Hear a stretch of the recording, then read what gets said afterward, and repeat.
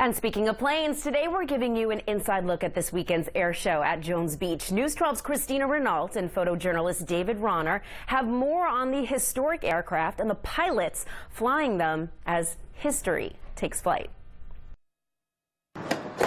Frank Atria is doing a pre-flight check, something he's done hundreds of times over the years. This Long Island native says he got some of his tools and his love of aviation from his uncle, who was a mechanic during World War II. As a child, he was always bringing me to airports, showing me airplanes. This particular plane was finished in April of 1940 and one of 6 in the fleet, which is flying in the Jones Beach Air Show this weekend.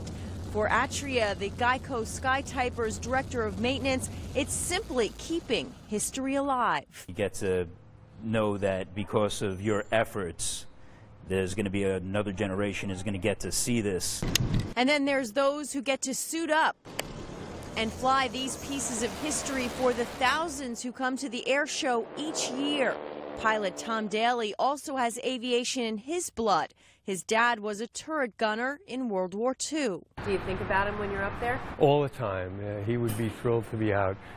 We did some flying together. He was my first passenger when I got my pilot's license. And I got to be a passenger of Tom's as well for a practice flight. With the roar of a nearly 80-year-old engine, we were soon 1,500 feet up in the air, going between 140 and 160 miles per hour over islands, picturesque North Shore. Do you still get that rush every time you go up? Every time. It never changed. Then days like today, it was a little bit challenging because of the wind.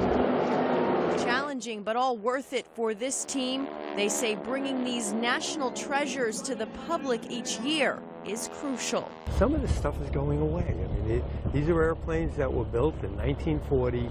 There's obviously a limited supply, so getting people out to see them, to me, is terrific. Christina Renault, News 12, Long Island.